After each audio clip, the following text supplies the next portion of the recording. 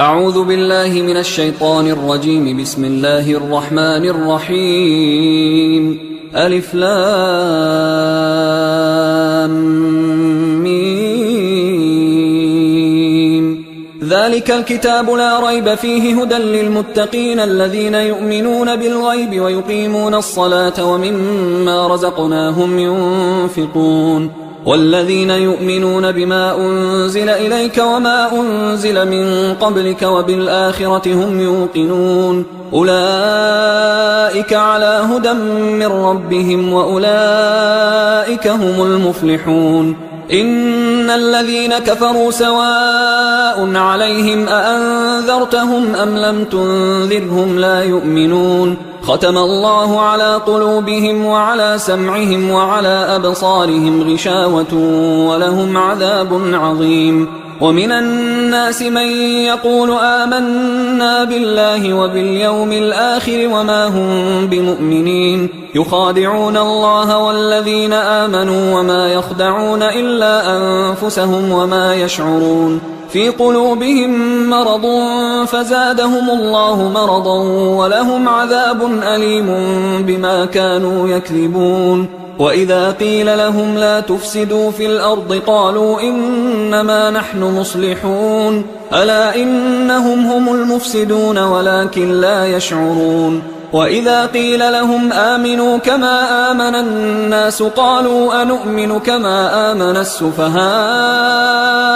ألا إنهم هم السفهاء ولكن لا يعلمون. وإذا لقوا الذين آمنوا قالوا آمنا وإذا خلوا إلى شياطينهم قالوا إنا معكم إنما نحن مستهزئون. الله يستهزئ بهم ويمدهم في طغيانهم يعمهون. أولئك الذين اشتروا الضلالة بالهدى فما ربحت تجارتهم وما كانوا مهتدين. مثلهم كمثل الذي استوقد نارا فلما أضاءت ما حوله ذهب الله بنورهم وتركهم في ظلمات لا يبصرون. صم بكم عمي فهم لا يرجعون. أو كصيب من السماء فيه ظلمات ورعد وبرق يجعلون أصابعهم في آذانهم من الصواعق حذر الموت والله محيط بالكافرين. يكاد البرق يخطف أبصارهم كلما أضاء لهم مشوا فيه وإذا أظلم عليهم قاموا ولو شاء الله لذهب بسمعهم وأبصارهم إن الله على كل شيء قدير. يا أيها الناس اعبدوا ربكم الذي خلقكم والذين من قبلكم لعلكم تتقون. الذي جعل لكم الأرض فراشا والسماء بناء وأنزل من السماء ماء فأخرج به من الثمرات رزقا لكم فلا تجعلوا لله أندادا وأنتم تعلمون. وإن كنتم في ريب مما نزلنا على عبدنا فأتوا بسورة من مثله وادعوا شهداءكم من دون الله إن كنتم صادقين. فإن لم تفعلوا ولن تفعلوا فاتقوا النار التي وقودها الناس والحجارة أعدت للكافرين. وبشر الذين آمنوا وعملوا الصالحات أن لهم جنات تجري من تحتها الأنهار كلما رزقوا منها من ثمرة رزقا قالوا هذا الذي رزقنا من قبل وأتوا به متشابها ولهم فيها أزواج مطهرة وهم فيها خالدون. إن الله لا يستحيي أن يضرب مثلا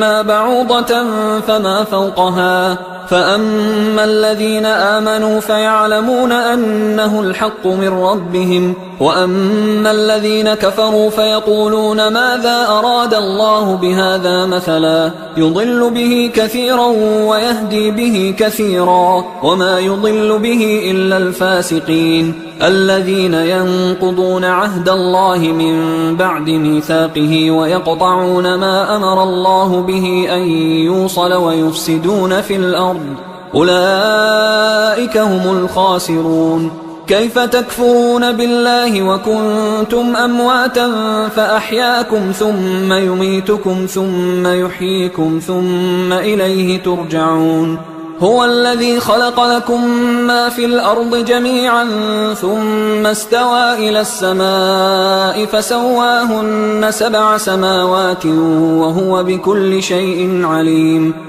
وإذ قال ربك للملائكة إني جاعل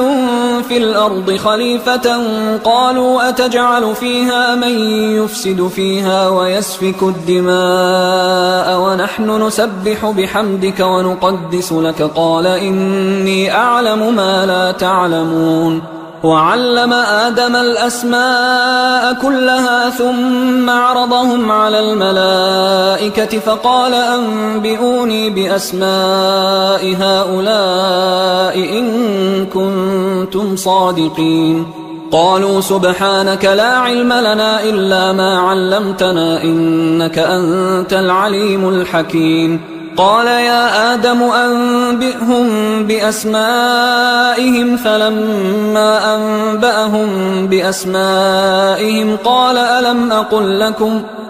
ألم أقل لكم إني أعلم غيب السماوات والأرض وأعلم ما تبدون وما كنتم تكتمون. وإذ قلنا للملائكة اسجدوا لآدم فسجدوا إلا إبليس أبى واستكبر وكان من الكافرين. وقلنا يا آدم اسكن أنت وزوجك الجنة وكلا منها رغدا حيث شئتما ولا تقربا هذه الشجرة فتكونا من الظالمين. فأزلهما الشيطان عنها فأخرجهما مما كانا فيه وقلنا اهبطوا بعضكم لبعض عدو ولكم في الأرض مستقر ومتاع إلى حين. فتلقى آدم من ربه كلمات فتاب عليه إنه هو التواب الرحيم. قلنا اهبطوا منها جميعا فإما يأتينكم مني هدى فمن تبع هداي فلا خوف عليهم ولا هم يحزنون. والذين كفروا وكذبوا بآياتنا أولئك أصحاب النار هم فيها خالدون. يا بني إسرائيل اذكروا نعمتي التي أنعمت عليكم وأوفوا بعهدي أوف بعهدكم وإياي فارهبون. وآمنوا بما أنزلت مصدقا لما معكم ولا تكونوا أول كافر به ولا تشتروا بآياتي ثمنا قليلا وإياي فاتقون. ولا تلبسوا الحق بالباطل وتكتموا الحق وأنتم تعلمون. وأقيموا الصلاة وآتوا الزكاة واركعوا مع الراكعين. أتأمرون الناس بالبر وتنسون أنفسكم وأنتم تتلون الكتاب أفلا تعقلون. واستعينوا بالصبر والصلاة وإنها لكبيرة إلا على الخاشعين الذين يظنون أنهم ملاقو ربهم وأنهم إليه راجعون. يا بني إسرائيل اذكروا نعمتي التي أنعمت عليكم وأني فضلتكم على العالمين. واتقوا يوما لا تجزي نفس عن نفس شيئا ولا يقبل منها شفاعة ولا يؤخذ منها عدل ولا هم ينصرون. وإذ نجيناكم من آل فرعون يسومونكم سوء العذاب يذبحون أبناءكم ويستحيون نساءكم وفي ذلكم بلاء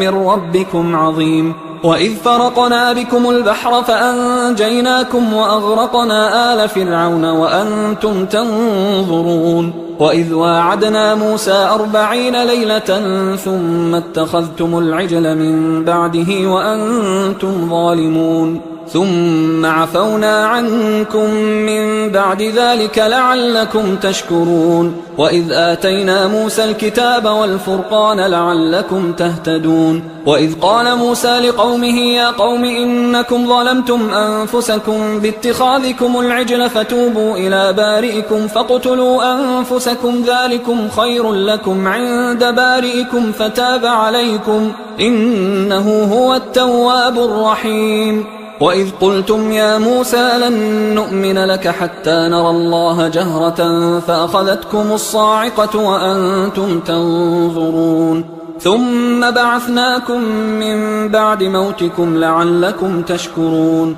وظللنا عليكم الغمام وأنزلنا عليكم المن والسلوى كلوا من طيبات ما رزقناكم وما ظلمونا ولكن كانوا أنفسهم يظلمون وإذ قلنا ادخلوا هذه القرية فكلوا منها حيث شئتم رغدا وادخلوا الباب سجدا وقولوا حطة نغفر لكم خطاياكم وسنزيد المحسنين فبدل الذين ظلموا قولا غير الذي قيل لهم فأنزلنا على الذين ظلموا رجزا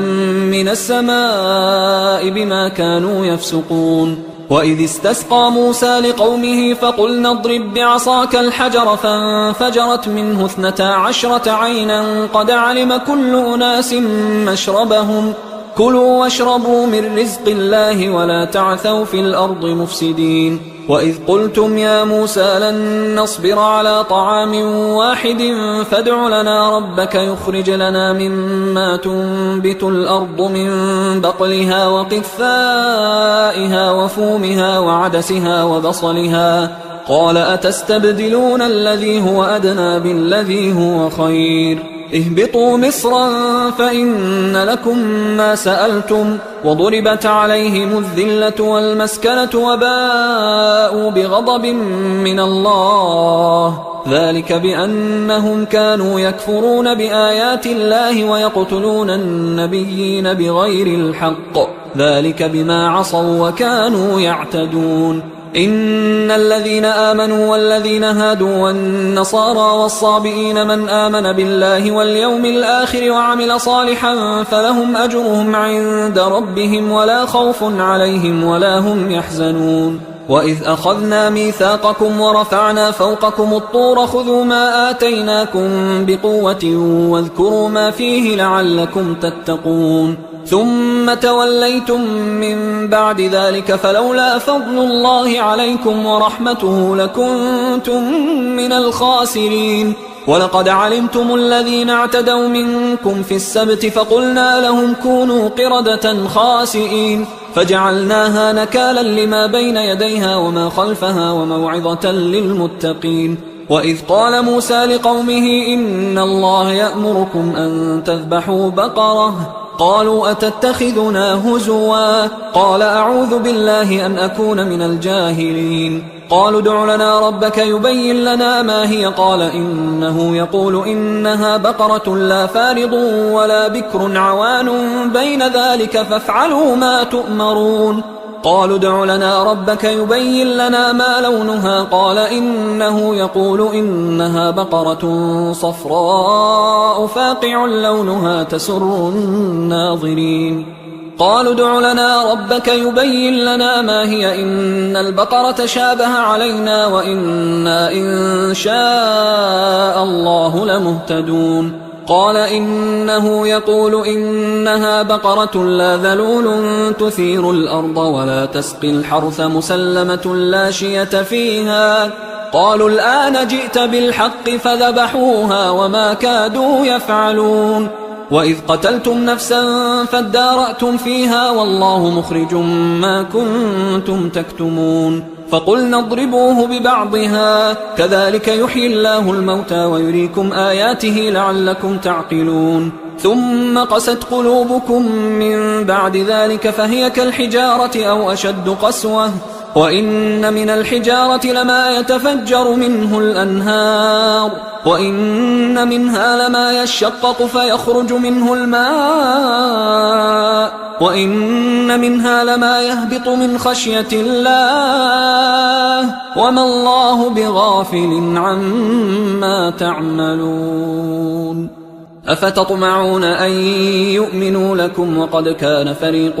منهم يسمعون كلام الله ثم يحرفونه من بعد ما عقلوه وهم يعلمون وإذا لقوا الذين آمنوا قالوا آمنا وإذا خلا بعضهم إلى بعض قالوا أتحدثونهم بما فتح الله عليكم ليحاجوكم به عند ربكم أفلا تعقلون أولا يعلمون أن الله يعلم ما يسرون وما يعلنون ومنهم أميون لا يعلمون الكتاب إلا أماني وإنهم إلا يظنون فويل للذين يكتبون الكتاب بأيديهم ثم يقولون هذا من عند الله ليشتروا به ثمنا قليلا فويل لهم مما كتبت أيديهم وويل لهم مما يكسبون وقالوا لن تمسنا النار إلا أياما معدودة قل أتخذتم عند الله عهدا فلن يخلف الله عهده أم تقولون على الله ما لا تعلمون بلى من كسب سيئة وأحاطت به خطيئته فأولئك أصحاب النار هم فيها خالدون والذين آمنوا وعملوا الصالحات أولئك أصحاب الجنة هم فيها خالدون وإذ أخذنا ميثاق بني إسرائيل لا تعبدون إلا الله وبالوالدين إحسانا وذي القربى واليتامى والمساكين وقولوا للناس حسنا وأقيموا الصلاة وآتوا الزكاة ثم توليتم إلا قليلا منكم وأنتم معرضون وإذ أخذنا ميثاقكم لا تسفكون دماءكم ولا تخرجون أنفسكم من دياركم ثم أقررتم وأنتم تشهدون ثم أنتم هؤلاء تقتلون أنفسكم وتخرجون فريقا منكم من ديارهم تظاهرون عليهم بالإثم والعدوان وإن يأتوكم أسارى تفادوهم وهو محرم عليكم إخراجهم أفتؤمنون ببعض الكتاب وتكفرون ببعض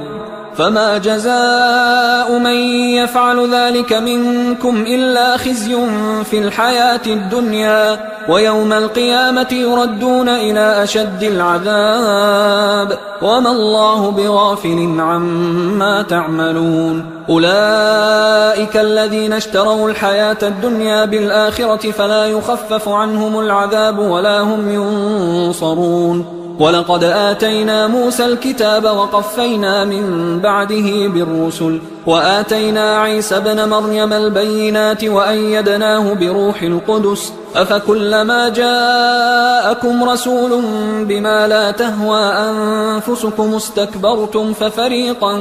كذبتم وفريقا تقتلون وقالوا قلوبنا غلف بل لعنهم الله بكفرهم فقليلا ما يؤمنون ولما جاءهم كتاب من عند الله مصدق لما معهم وكانوا من قبل يستفتحون على الذين كفروا فلما جاءهم ما عرفوا كفروا به فلعنة الله على الكافرين بئس ما اشتروا به أنفسهم أن يكفروا بما أنزل الله بغيا أن ينزل الله من فضله على من يشاء من عباده فباءوا بغضب على غضب وللكافرين عذاب مهين وإذا قيل لهم آمنوا بما أنزل الله قالوا نؤمن بما أنزل علينا ويكفرون بما وراءه وهو الحق مصدقا لما معهم قل فلم تقتلون أنبياء الله من قبل إن كنتم مؤمنين ولقد جاءكم موسى بالبينات ثم اتخذتم العجل من بعده وأنتم ظالمون وإذ أخذنا ميثاقكم ورفعنا فوقكم الطور خذوا ما آتيناكم بقوة واسمعوا قالوا سمعنا وعصينا وأشربوا في قلوبهم العجل بكفرهم قل بئس ما يأمركم به إيمانكم إن كنتم مؤمنين قل إن كانت لكم الدار الآخرة عند الله خالصة من دون الناس فتمنوا الموت إن كنتم صادقين ولن يتمنوه أبدا بما قدمت أيديهم والله عليم بالظالمين ولتجدنهم أحرص الناس على حياة ومن الذين أشركوا يود أحدهم لو يعمر 1000 سنة وما هو بمزحزحه من العذاب أن يعمر والله بصير بما يعملون قل من كان عدوا لجبريل فإنه نزله على قلبك بإذن الله مصدقا لما بين يديه وهدى وبشرى للمؤمنين من كان عدوا لله وملائكته ورسله وجبريل وميكال فإن الله عدو للكافرين ولقد أنزلنا إليك آيات بينات وما يكفر بها إلا الفاسقون أوكلما عاهدوا عهدا نبذه فريق منهم بل أكثرهم لا يؤمنون ولما جاءهم رسول من عند الله مصدق لما معهم نبذ فريق من الذين أوتوا الكتاب كتاب الله وراء ظهورهم كأنهم لا يعلمون واتبعوا ما تتلو الشياطين على ملك سليمان وما كفر سليمان ولكن الشياطين كفروا يعلمون الناس السحر وما أنزل على الملكين ببابل هاروت وماروت وما يعلمان من أحد حتى يقولا إنما نحن فتنة فلا تكفر فيتعلمون منهما ما يفرقون به بين المرء وزوجه وما هم بضارين به من أحد إلا بإذن الله ويتعلمون ما يضرهم ولا ينفعهم ولقد علموا لمن اشتراه ما له في الآخرة من خلاق ولبئس ما شروا به أنفسهم لو كانوا يعلمون ولو أنهم آمنوا واتقوا لمثوبة من عند الله خير لو كانوا يعلمون يا أيها الذين آمنوا لا تقولوا راعنا وقولوا انظرنا واسمعوا وللكافرين عذاب أليم ما يود الذين كفروا من أهل الكتاب ولا المشركين أن ينزل عليكم من خير من ربكم والله يختص برحمته من يشاء والله ذو الفضل العظيم ما ننسخ من آية أو ننسها نأت بخير منها أو مثلها ألم تعلم أن الله على كل شيء قدير ألم تعلم أن الله له ملك السماوات والأرض وما لكم من دون الله من ولي ولا نصير أم تريدون أن تسألوا رسولكم كما سئل موسى من قبل ومن يتبدل الكفر بالإيمان فقد ضل سواء السبيل ود كثير من أهل الكتاب لو يردونكم من بعد إيمانكم كفارا حسدا من عند أنفسهم من بعد ما تبين لهم الحق فاعفوا واصفحوا حتى يأتي الله بأمره إن الله على كل شيء قدير وأقيموا الصلاة وآتوا الزكاة وما تقدموا لأنفسكم من خير تجدوه عند الله إن الله بما تعملون بصير وقالوا لن يدخل الجنة إلا من كان هودا أو نصارى تلك أمانيهم قل هاتوا برهانكم إن كنتم صادقين بلى من أسلم وجهه لله وهو محسن فله أجره عند ربه ولا خوف عليهم ولا هم يحزنون وقالت اليهود ليست النصارى على شيء وقالت النصارى ليست اليهود على شيء وهم يتلون الكتاب كذلك قال الذين لا يعلمون مثل قولهم فالله يحكم بينهم يوم القيامة فيما كانوا فيه يختلفون ومن أظلم ممن منع مساجد الله أن يذكر فيها اسمه وسعى في خرابها أولئك ما كان لهم أن يدخلوها إلا خائفين لهم في الدنيا خزي ولهم في الآخرة عذاب عظيم ولله المشرق والمغرب فأينما تولوا فثم وجه الله إن الله واسع عليم وقالوا اتخذ الله ولدا سبحانه بل له ما في السماوات والأرض كل له قانتون بديع السماوات والأرض وإذا قضى أمرا فإنما يقول له كن فيكون وقال الذين لا يعلمون لولا يكلمنا الله أو تأتينا آية كذلك قال الذين من قبلهم مثل قولهم تشابهت قلوبهم قد بينا الآيات لقوم يوقنون إنا أرسلناك بالحق بشيرا ونذيرا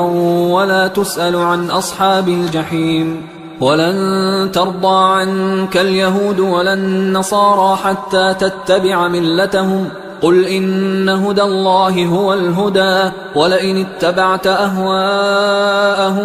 بعد الذي جاءك من العلم ما لك من الله من ولي ولا نصير الذين آتيناهم الكتاب يتلونه حق تلاوته أولئك يؤمنون به ومن يكفر به فأولئك هم الخاسرون يا بني إسرائيل اذكروا نعمتي التي أنعمت عليكم وأني فضلتكم على العالمين واتقوا يوما لا تجزي نفس عن نفس شيئا ولا يقبل منها عدل ولا تنفعها شفاعة ولا هم ينصرون وإذ ابتلى إبراهيم ربه بكلمات فأتمهن قال إني جاعلك للناس إماما قال ومن ذريتي قال لا ينال عهد الظالمين وإذ جعلنا البيت مثابة للناس وأمنا واتخذوا من مقام إبراهيم مصلى وعهدنا إلى إبراهيم وإسماعيل أن طهرا بيتي للطائفين والعاكفين والركع السجود وإذ قال إبراهيم رب اجعل هذا بلدا آمنا وارزق أهله من الثمرات من آمن منهم بالله واليوم الآخر قال ومن كفر فأمتعه قليلا ثم أضطره إلى عذاب النار وبئس المصير وإذ يرفع إبراهيم القواعد من البيت وإسماعيل ربنا تقبل منا إنك أنت السميع العليم ربنا وجعلنا مسلمين لك ومن ذريتنا أمة مسلمة لك وأرنا مناسكنا وتب علينا إنك أنت التواب الرحيم ربنا وبعث فيهم رسولا منهم يتلو عليهم آياتك ويعلمهم الكتاب والحكمة ويزكيهم إنك أنت العزيز الحكيم ومن يرغب عن ملة إبراهيم إلا من سفه نفسه ولقد اصطفيناه في الدنيا وإنه في الآخرة لمن الصالحين إذ قال له ربه أسلم قال أسلمت لرب العالمين. ووصى بها إبراهيم بنيه ويعقوب يا بني إن الله اصطفى لكم الدين فلا تموتن إلا وأنتم مسلمون. أم كنتم شهداء إذ حضر يعقوب الموت إذ قال لبنيه ما تعبدون من بعدي قالوا نعبد إلهك وإله آبائك إبراهيم وإسماعيل وإسحاق إلها واحدا ونحن له مسلمون. تلك أمة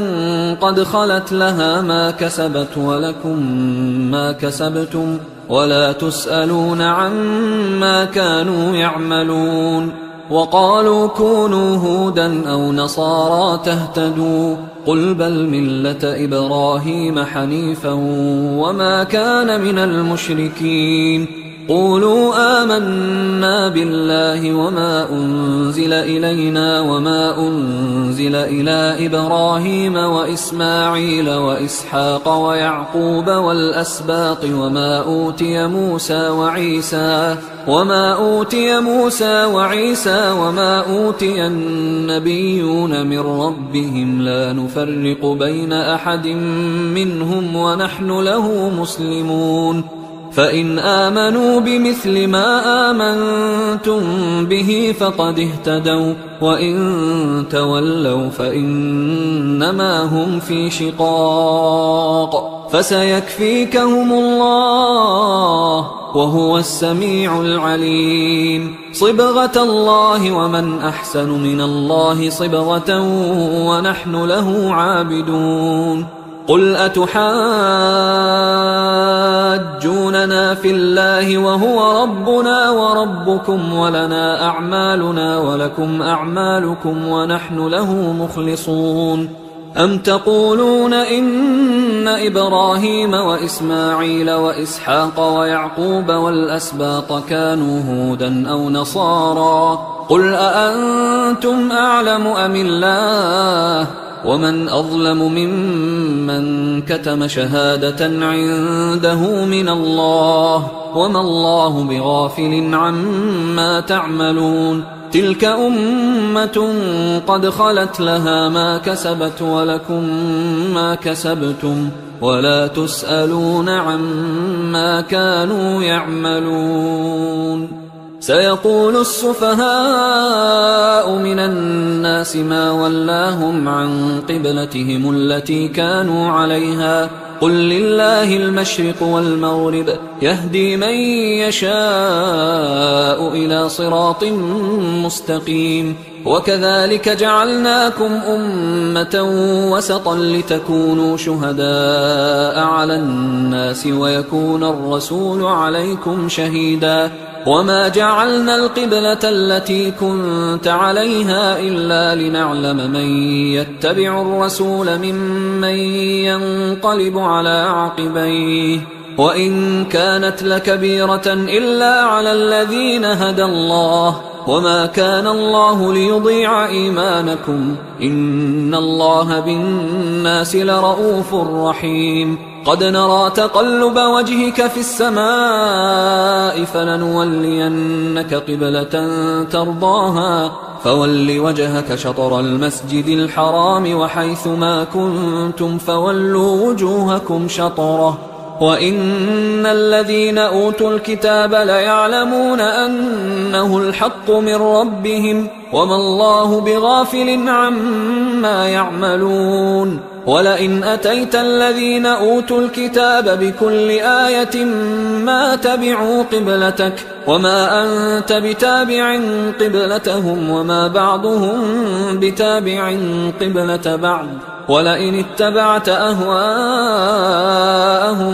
من بعد ما جاءك من العلم إنك إذا لمن الظالمين. الذين آتيناهم الكتاب يعرفونه كما يعرفون أبناءهم وإن فريقا منهم ليكتمون الحق وهم يعلمون. الحق من ربك فلا تكونن من الممترين ولكل وجهة هو موليها فاستبقوا الخيرات أينما تكونوا يأت بكم الله جميعا إن الله على كل شيء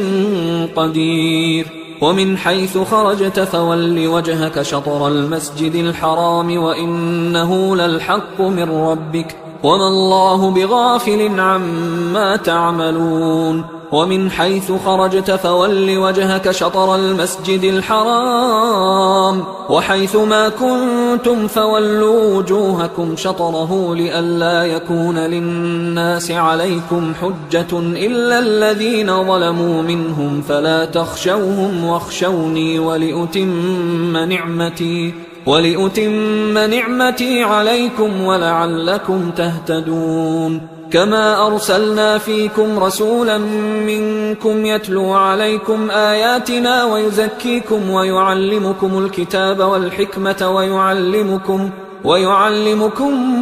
ما لم تكونوا تعلمون فاذكروني أذكركم واشكروا لي ولا تكفرون يا أيها الذين آمنوا استعينوا بالصبر والصلاة إن الله مع الصابرين ولا تقولوا لمن يقتل في سبيل الله أموات بل أحياء ولكن لا تشعرون ولنبلونكم بشيء من الخوف والجوع ونقص من الأموال والأنفس والثمرات وبشر الصابرين الذين إذا أصابتهم مصيبة قالوا إنا لله وإنا إليه راجعون أولئك عليهم صلوات من ربهم ورحمة وأولئك هم المهتدون إن الصفا والمروة من شعائر الله فمن حج البيت أو اعتمر فلا جناح عليه أن يطوف بهما ومن تطوع خيرا فإن الله شاكر عليم إن الذين يكتمون ما أنزلنا من البينات والهدى من بعد ما بيناه للناس في الكتاب أولئك يلعنهم الله ويلعنهم اللاعنون إلا الذين تابوا وأصلحوا وبينوا فأولئك أتوب عليهم وأنا التواب الرحيم إن الذين كفروا وماتوا وهم كفار أولئك عليهم لعنة الله والملائكة والناس أجمعين خالدين فيها لا يخفف عنهم العذاب ولا هم ينظرون وإلهكم إله واحد لا إله إلا هو الرحمن الرحيم إن في خلق السماوات والأرض واختلاف الليل والنهار والفلك التي تجري في البحر بما ينفع الناس وما أنزل الله من السماء من ماء فأحيا به الأرض بعد موتها وبث فيها من كل دابة وتصريف الرياح والسحاب المسخر بين السماء والأرض لآيات لقوم يعقلون ومن الناس من يتخذ من دون الله أندادا يحبونهم كحب الله والذين آمنوا أشد حبا لله ولو يرى الذين ظلموا إذ يرون العذاب أن القوة لله جميعا وأن الله شديد العذاب إذ تبرأ الذين اتبعوا من الذين اتبعوا ورأوا العذاب وتقطعت بهم الأسباب وقال الذين اتبعوا لو أن لنا كرة فنتبرأ منهم كما تبرأوا منا كذلك يريهم الله أعمالهم حسرات عليهم وما هم بخارجين من النار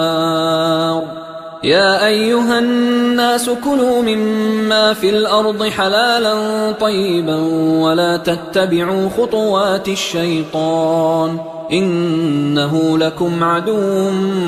مبين إنما يأمركم بالسوء والفحشاء وأن تقولوا على الله ما لا تعلمون وإذا قيل لهم اتبعوا ما أنزل الله قالوا بل نتبع ما ألفينا عليه آباءنا أولو كان آباؤهم لا يعقلون شيئا ولا يهتدون ومثل الذين كفروا كمثل الذي ينعق بما لا يسمع إلا دعاء ونداء صم بكم عمي فهم لا يعقلون يا أيها الذين آمنوا كلوا من طيبات ما رزقناكم واشكروا لله إن كنتم إياه تعبدون إنما حرم عليكم الميتة والدم ولحم الخنزير وما أهل به لغير الله فمن اضطر غير باغ ولا عاد فلا إثم عليه إن الله غفور رحيم إن الذين يكتمون ما أنزل الله من الكتاب ويشترون به ثمنا قليلا أولئك ما يأكلون في بطونهم إلا النار ولا يكلمهم الله يوم القيامة ولا يزكيهم ولهم عذاب أليم أولئك الذين اشتروا الضلالة بالهدى والعذاب بالمغفرة فما أصبرهم على النار ذلك بأن الله نزل الكتاب بالحق وإن الذين اختلفوا في الكتاب لفي شقاق بعيد ليس البر أن تولوا وجوهكم قبل المشرق والمغرب ولكن البر من آمن بالله واليوم الآخر والملائكة والكتاب والنبيين وآتى المال على حبه ذوي القربى واليتامى والمساكين وابن السبيل والسائلين وفي الرقاب وأقام الصلاة وآتى الزكاة والموفون بعهدهم إذا عاهدوا والصابرين في البأساء والضراء وحين البأس أولئك الذين صدقوا وأولئك هم المتقون يا أيها الذين آمنوا كتب عليكم القصاص في القتلى الحر بالحر والعبد بالعبد والأنثى بالأنثى فمن عفي له من أخيه شيء فاتباع بالمعروف وأداء إليه بإحسان ذلك تخفيف من ربكم ورحمة فمن اعتدى بعد ذلك فله عذاب أليم ولكم في القصاص حياة يا أولي الألباب لعلكم تتقون كتب عليكم إذا حضر أحدكم الموت إن ترك خيرا الوصية للوالدين والأقربين بالمعروف حقا على المتقين فمن بدله بعدما سمعه فإنما إثمه على الذين يبدلونه إن الله سميع عليم فمن خاف من موص جنفا أو إثما فأصلح بينهم فلا إثم عليه إن الله غفور رحيم. يا أيها الذين آمنوا كتب عليكم الصيام كما كتب على الذين من قبلكم لعلكم تتقون أياما معدودات، فمن كان منكم مريضا أو على سفر فعدة من أيام أخر، وعلى الذين يطيقونه فدية طعام مسكين، فمن تطوع خيرا فهو خير له، وأن تصوموا خير لكم إن كنتم تعلمون. شهر رمضان الذي أنزل فيه القرآن هدى للناس وبينات من الهدى والفرقان، فمن شهد منكم الشهر فليصم، ومن كان مريضا أو على سفر فعدة من أيام أخر، يريد الله بكم اليسر ولا يريد بكم العسر ولتكملوا العدة ولتكبروا الله على ما هداكم ولعلكم تشكرون. وإذا سألك عبادي عني فإني قريب أجيب دعوة الداعي إذا دعان، فليستجيبوا لي وليؤمنوا بي لعلهم يرشدون. أحل لكم ليلة الصيام الرفث إلى نسائكم هن لباس لكم وأنتم لباس لهن، علم الله أنكم كنتم تختانون أنفسكم فتاب عليكم وعفى عنكم، فالآن باشروهن وابتغوا ما كتب الله لكم، وكلوا واشربوا حتى يتبين لكم الخيط الأبيض من الخيط الأسود من الفجر، ثم أتموا الصيام إلى الليل، ولا تباشروهن وأنتم عاكفون في المساجد، تلك حدود الله فلا تقربوها، كذلك يبين الله آياته للناس لعلهم يتقون. ولا تأكلوا أموالكم بينكم بالباطل وتدلوا بها إلى الحكام لتأكلوا فريقا من أموال الناس بالإثم وأنتم تعلمون. يسألونك عن الأهلة قل هي مواقيت للناس والحج، وليس البر بأن تأتوا البيوت من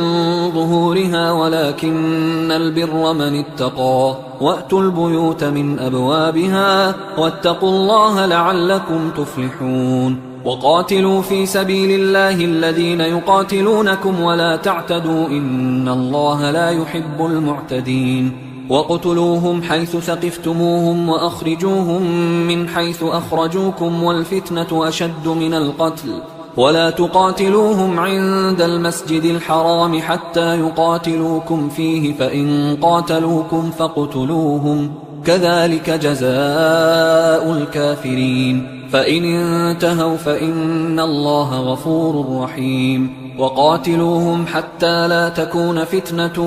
ويكون الدين لله، فإن انتهوا فلا عدوان إلا على الظالمين. الشهر الحرام بالشهر الحرام والحرمات قصاص، فمن اعتدى عليكم فاعتدوا عليه بمثل ما اعتدى عليكم، واتقوا الله واعلموا أن الله مع المتقين. وأنفقوا في سبيل الله ولا تلقوا بأيديكم إلى التهلكة وأحسنوا إن الله يحب المحسنين. وأتموا الحج والعمرة لله، فإن أحصرتم فما استيسر من الهدي، ولا تحلقوا رؤوسكم حتى يبلغ الهدي محله، فمن كان منكم مريضا أو به أذى من رأسه ففدية من صيام أو صدقة أو نسك، فإذا أمنتم فمن تمتع بالعمرة إلى الحج فما استيسر من الهدي، فمن لم يجد فصيام 3 أيام في الحج و7 إذا رجعتم، تلك 10 كاملة، ذلك لمن لم يكن أهله حاضر المسجد الحرام. واتقوا الله واعلموا أن الله شديد العقاب. الحج أشهر معلومات، فمن فرض فيهن الحج فلا رفث ولا فسوق ولا جدال في الحج وما تفعلوا من خير يعلمه الله وتزودوا فإن خير الزاد التقوى واتقون يا أولي الألباب ليس عليكم جناح أن تبتغوا فضلا من ربكم فإذا أفضتم من عرفات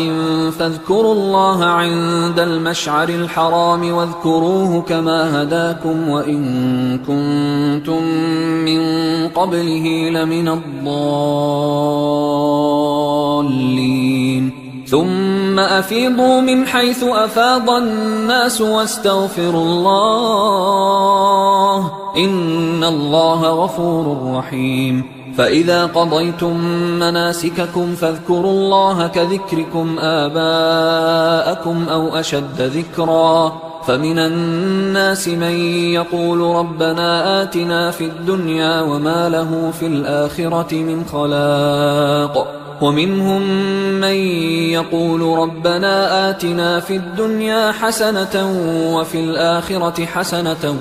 وقنا عذاب النار أولئك لهم نصيب مما كسبوا والله سريع الحساب واذكروا الله في أيام معدودات فمن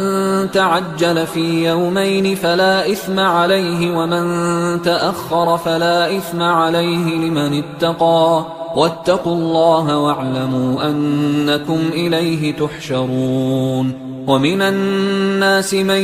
يعجبك قوله في الحياة الدنيا ويشهد الله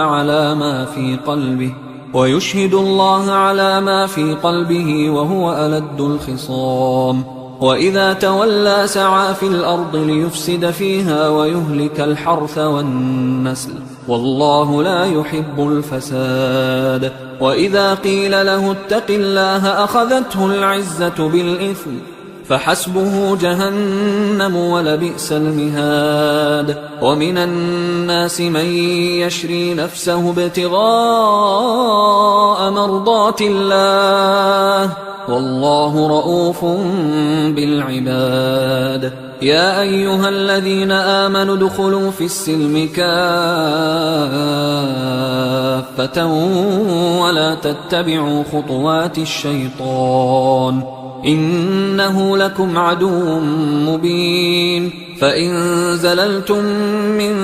بعد ما جاءتكم البينات فاعلموا أن الله عزيز حكيم هل ينظرون إلا أن يأتيهم الله في ظلل من الغمام والملائكة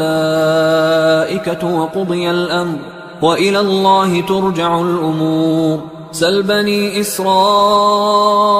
كم آتيناهم من آية بينة ومن يبدل نعمة الله من بعد ما جاءته فإن الله شديد العقاب زين للذين كفروا الحياة الدنيا ويسخرون من الذين آمنوا والذين اتقوا فوقهم يوم القيامة والله يرزق من يشاء بغير حساب كان الناس أمة واحدة فبعث الله النبيين مبشرين ومنذرين وأنزل معهم الكتاب بالحق ليحكم بين الناس فيما اختلفوا فيه وما اختلف فيه إلا الذين أوتوه من بعد ما جاءتهم البينات بغيا بينهم فهدى الله الذين آمنوا لما اختلفوا فيه من الحق بإذنه والله يهدي من يشاء إلى صراط مستقيم أم حسبتم أن تدخلوا الجنة ولما يأتكم مثل الذين خلوا من قبلكم مستهم البأساء والضراء وزلزلوا حتى يقول الرسول والذين آمنوا معه متى نصر الله ألا إن نصر الله قريب يسألونك ماذا ينفقون قل ما أنفقتم من خير فللوالدين والأقربين واليتامى والمساكين وابن السبيل وما تفعلوا من خير فإن الله به عليم كتب عليكم القتال وهو كره لكم وعسى أن تكرهوا شيئا وهو خير لكم وعسى أن تحبوا شيئا وهو شر لكم والله يعلم وأنتم لا تعلمون يسألونك عن الشهر الحرام قتال فيه قل قتال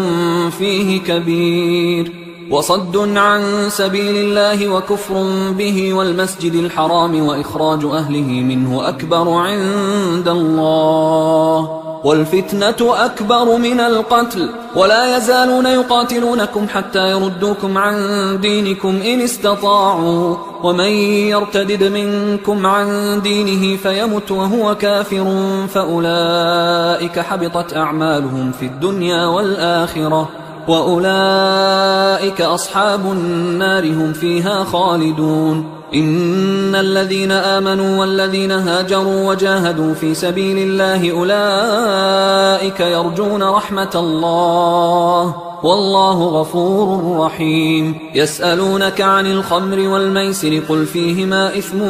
كبير ومنافع للناس وإثمهما أكبر من نفعهما ويسألونك ماذا ينفقون قل العفو كذلك يبين الله لكم الآيات لعلكم تتفكرون في الدنيا والآخرة ويسألونك عن اليتامى قل إصلاح لهم خير وإن تخالطوهم فإخوانكم والله يعلم المفسد من المصلح ولو شاء الله لأعنتكم إن الله عزيز حكيم ولا تنكحوا المشركات حتى يؤمنوا ولأمة مؤمنة خير من مشركة ولو أعجبتكم ولا تنكحوا المشركين حتى يؤمنوا ولعبد مؤمن خير من مشرك ولو أعجبكم أولئك يدعون إلى النار والله يدعو إلى الجنة والمغفرة بإذنه ويبين آياته للناس لعلهم يتذكرون ويسألونك عن المحيض قل هو أذى فاعتزلوا النساء في المحيض ولا تقربوهن حتى يطهرن فإذا تطهرن فأتوهن من حيث أمركم الله إن الله يحب التوابين ويحب المتطهرين نساؤكم حرث لكم فأتوا حرثكم أنى شئتم وقدموا لأنفسكم واتقوا الله واعلموا أنكم ملاقوه وبشر المؤمنين ولا تجعلوا الله عرضة لأيمانكم أن تبروا وتتقوا وتصلحوا بين الناس والله سميع عليم لا يؤاخذكم الله باللغو في أيمانكم ولكن يؤاخذكم بما كسبت قلوبكم والله غفور حليم للذين يؤلون من نسائهم تربص 4 أشهر فإن فاءوا فإن الله غفور رحيم وإن عزموا الطلاق فإن الله سميع عليم والمطلقات يتربصن بأنفسهن 3 قروء ولا يحل لهن أن يكتمن ما خلق الله في أرحامهن إن كن يؤمن بالله واليوم الآخر وبعولتهن أحق بردهن في ذلك إن أرادوا إصلاحا ولهن مثل الذي عليهن بالمعروف وللرجال عليهن درجة والله عزيز حكيم الطلاق 2 فإمساك بمعروف أو تسريح بإحسان ولا يحل لكم أن تأخذوا مما آتيتموهن شيئا إلا أن يخافا ألا يقيما حدود الله فإن خفتم ألا يقيما حدود الله فلا جناح عليهما فيما افتدت به، تلك حدود الله فلا تعتدوها، ومن يتعد حدود الله فأولئك هم الظالمون. فإن طلقها فلا تحل له من بعد حتى تنكح زوجا غيره، فإن طلقها فلا جناح عليهما أن يتراجعا إن ظنا أن يقيما حدود الله، وتلك حدود الله يبينها لقوم يعلمون. وإذا طلقتم النساء فبلغن أجلهن فأمسكوهن بمعروف أو سرحوهن بمعروف، ولا تمسكوهن ضرارا لتعتدوا، ومن يفعل ذلك فقد ظلم نفسه. ولا تتخذوا آيات الله هزوا، واذكروا نعمة الله عليكم وما أنزل عليكم من الكتاب والحكمة يعظكم به، واتقوا الله واعلموا أن الله بكل شيء عليم. وإذا طلقتم النساء فبلغن أجلهن فلا تعضلوهن أن ينكحن أزواجهن إذا تراضوا بينهم بالمعروف، ذلك يوعظ به من كان منكم يؤمن بالله واليوم الآخر، ذلكم أزكى لكم وأطهر، والله يعلم وأنتم لا تعلمون. والوالدات يرضعن أولادهن حولين كاملين لمن أراد أن يتم الرضاعة، وعلى المولود له رزقهن وكسوتهن بالمعروف، لا تكلف نفس إلا وسعها، لا تضار والدة بولدها ولا مولود له بولده، وعلى الوارث مثل ذلك، فإن أرادا فصالا عن تراض منهما وتشاور فلا جناح عليهما. وإن أردتم أن تسترضعوا أولادكم فلا جناح عليكم إذا سلمتم ما آتيتم بالمعروف، واتقوا الله واعلموا أن الله بما تعملون بصير. والذين يتوفون منكم ويذرون أزواجا يتربصن بأنفسهن 4 أشهر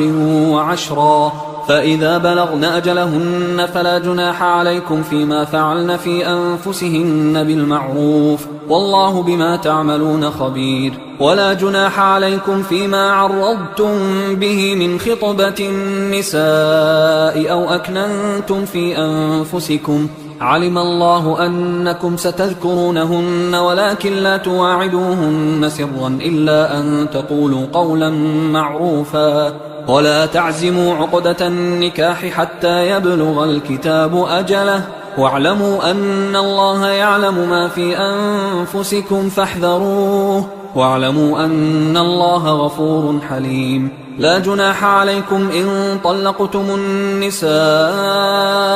ما لم تمسوهن أو تفرضوا لهن فريضة، ومتعوهن على الموسع قدره وعلى المقتر قدره متاعا بالمعروف حقا على المحسنين. وإن طلقتموهن من قبل أن تمسوهن وقد فرضتم لهن فريضة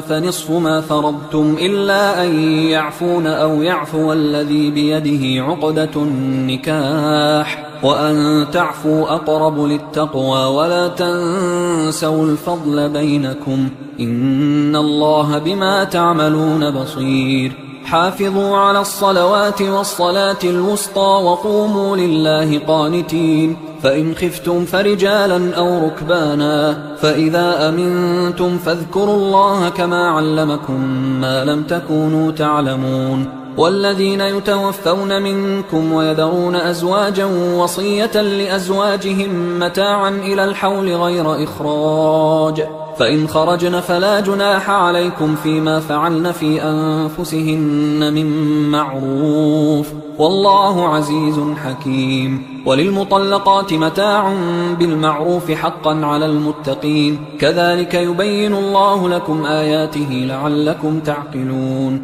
ألم تر إلى الذين خرجوا من ديارهم وهم ألوف حذر الموت فقال لهم الله موتوا ثم أحياهم إن الله لذو فضل على الناس ولكن أكثر الناس لا يشكرون وقاتلوا في سبيل الله واعلموا أن الله سميع عليم من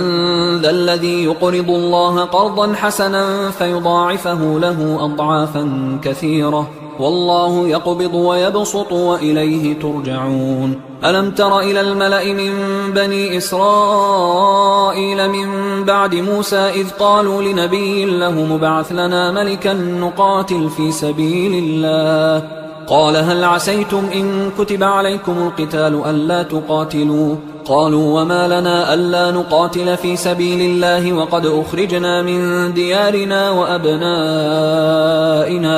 فلما كتب عليهم القتال تولوا إلا قليلا منهم والله عليم بالظالمين وقال لهم نبيهم إن الله قد بعث لكم طالوت ملكا قالوا أنى يكون له الملك علينا ونحن أحق بالملك منه ولم يؤت سعة من المال قال إن الله اصطفاه عليكم وزاده بسطة في العلم والجسم والله يؤتي ملكه من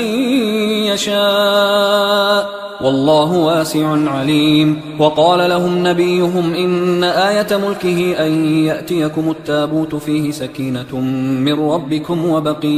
وبقية مما ترك آل موسى وآل هارون تحمله الملائكة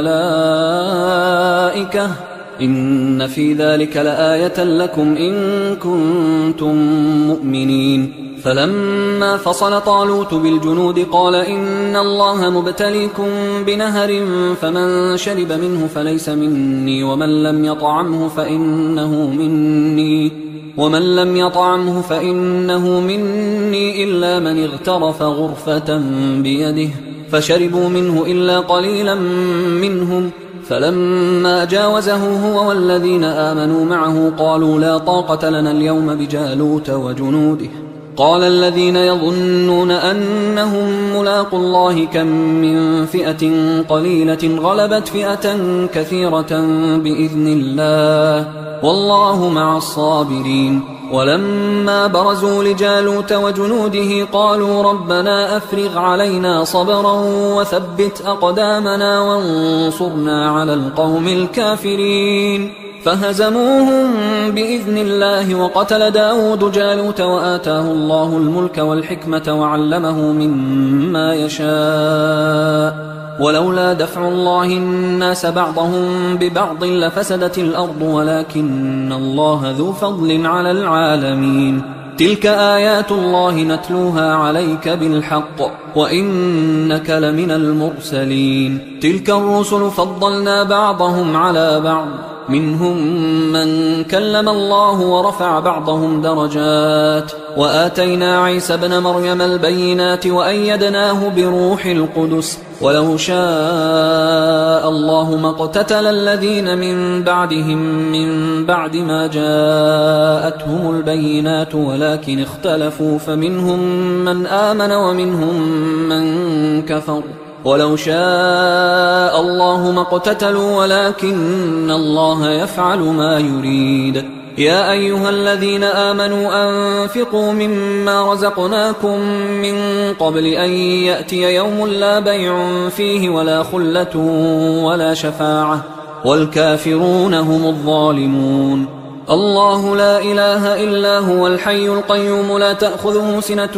ولا نوم له ما في السماوات وما في الأرض من ذا الذي يشفع عنده إلا بإذنه يعلم ما بين أيديهم وما خلفهم ولا يحيطون بشيء من علمه إلا بما شاء وسع كرسيه السماوات والأرض ولا يؤوده حفظهما وهو العلي العظيم لا إكراه في الدين قد تبين الرشد من الغي فمن يكفر بالطاغوت ويؤمن بالله فقد استمسك بالعروة الوثقى لا انفصام لها، والله سميع عليم. الله ولي الذين آمنوا يخرجهم من الظلمات إلى النور، والذين كفروا أولياؤهم الطاغوت يخرجونهم من النور إلى الظلمات، أولئك أصحاب النار هم فيها خالدون. ألم تر إلى الذي حاج إبراهيم في ربه أن آتاه الله الملك إذ قال إبراهيم ربي الذي يحيي ويميت قال أنا أحيي وأميت. قال إبراهيم فإن الله يأتي بالشمس من المشرق فأت بها من المغرب فبهت الذي كفر والله لا يهدي القوم الظالمين. أو كالذي مر على قرية وهي خاوية على عروشها قال أنى يحيي هذه الله بعد موتها فأماته الله 100 عام ثم بعثه قال كم لبثت؟ قال لبثت يوما أو بعض يوم. قال بل لبثت 100 عام فانظر إلى طعامك وشرابك لم يتسنه وانظر إلى حمارك ولنجعلك آية للناس وانظر إلى العظام كيف ننشزها ثم نكسوها لحما فلما تبين له قال أعلم أن الله على كل شيء قدير. وإذ قال إبراهيم رب أرني كيف تحيي الموتى قال أولم تؤمن قال بلى ولكن ليطمئن قلبي قال فخذ 4 من الطير فصرهن إليك ثم اجعل على كل جبل منهن جزءا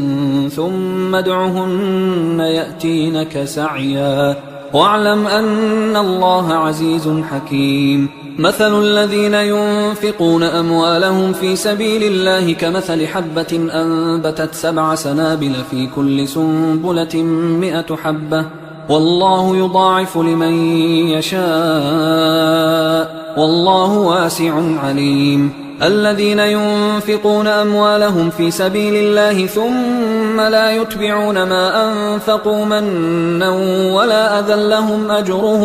لهم أجرهم عند ربهم ولا خوف عليهم ولا هم يحزنون. قول معروف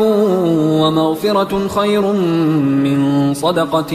يتبعها أذى والله غني حليم. يا أيها الذين آمنوا لا تبطلوا صدقاتكم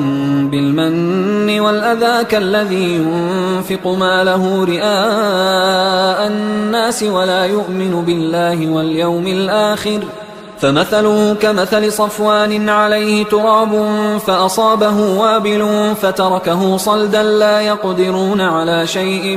مما كسبوا والله لا يهدي القوم الكافرين. ومثل الذين ينفقون أموالهم ابتغاء مرضات الله وتثبيتا من أنفسهم كمثل جنة بربوة أصابها وابل فآتت أكلها ضعفين فإن لم يصبها وابل فطل والله بما تعملون بصير. أيود أحدكم أن تكون له جنة من نخيل وأعناب تجري من تحتها الأنهار له فيها من كل الثمرات وأصابه الكبر وله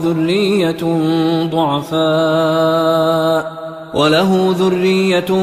ضعفاء فأصابها إعصار فيه نار فاحترقت كذلك يبين الله لكم الآيات لعلكم تتفكرون. يا أيها الذين آمنوا أنفقوا من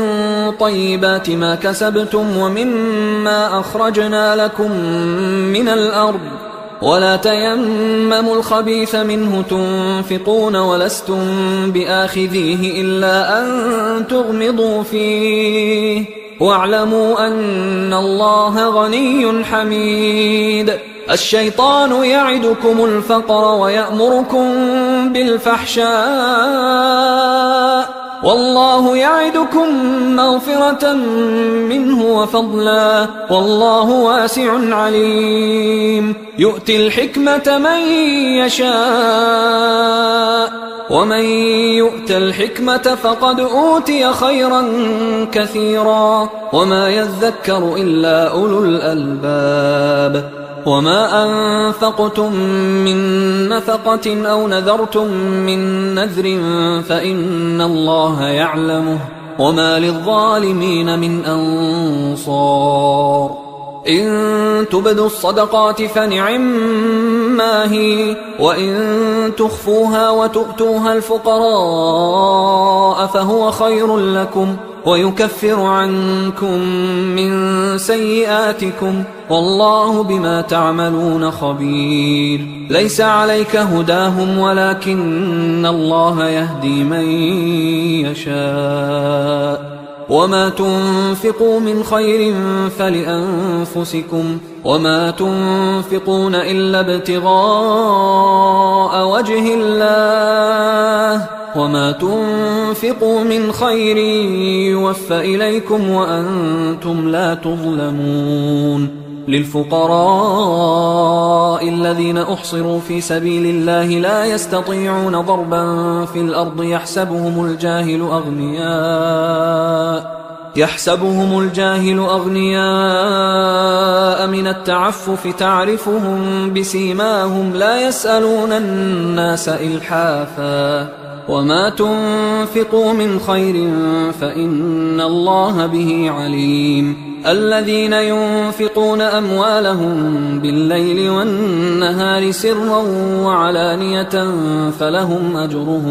فلهم أجرهم عند ربهم ولا خوف عليهم ولا هم يحزنون. الذين يأكلون الربا لا يقومون إلا كما يقوم الذي يتخبطه الشيطان من المس ذلك بأنهم قالوا إنما البيع مثل الربا وأحل الله البيع وحرم الربا. فمن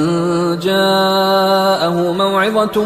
من ربه فانتهى فله ما سلف وأمره إلى الله ومن عاد فأولئك أصحاب النار هم فيها خالدون. يمحق الله الربا ويربي الصدقات والله لا يحب كل كفار أثيم. إن الذين آمنوا وعملوا الصالحات وأقاموا الصلاة وآتوا الزكاة لهم أجرهم عند ربهم ولا خوف عليهم ولا هم يحزنون. يا أيها الذين آمنوا اتقوا الله وذروا ما بقي من الربا إن كنتم مؤمنين فإن لم تفعلوا فأذنوا بحرب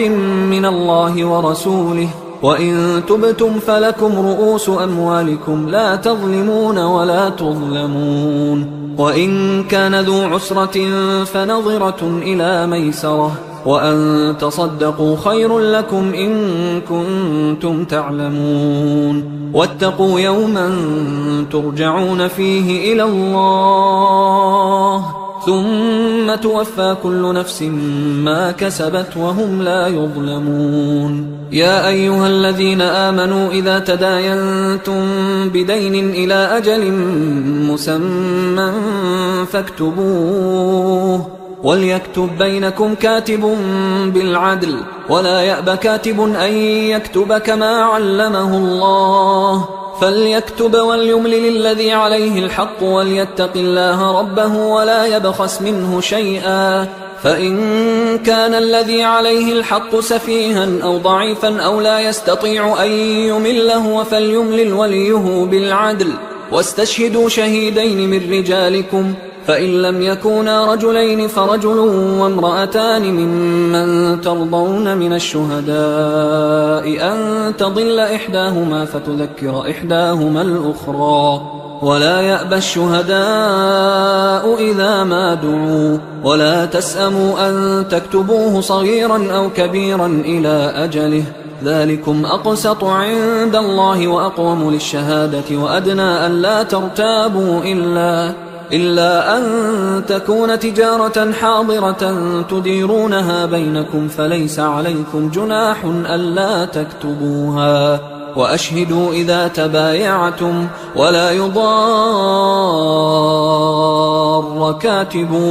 ولا شهيد وإن تفعلوا فإنه فسوق بكم واتقوا الله ويعلمكم الله والله بكل شيء عليم وإن كنتم على سفر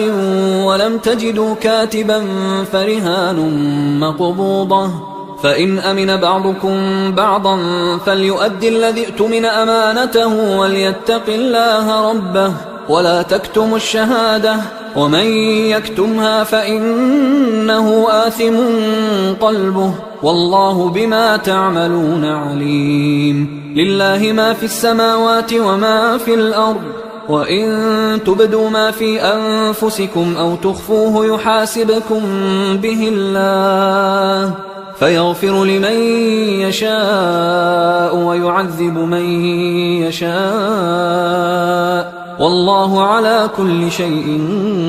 قدير آمن الرسول بما أنزل إليه من ربه والمؤمنون كل آمن بالله وملائكته وكتبه ورسله لا نفرق بين أحد من رسله وقالوا سمعنا وأطعنا غفرانك ربنا وإليك المصير لا يكلف الله نفسا إلا وسعها لها ما كسبت وعليها ما اكتسبت ربنا لا تؤاخذنا إن نسينا أو أخطأنا ربنا ولا تحمل علينا إصرا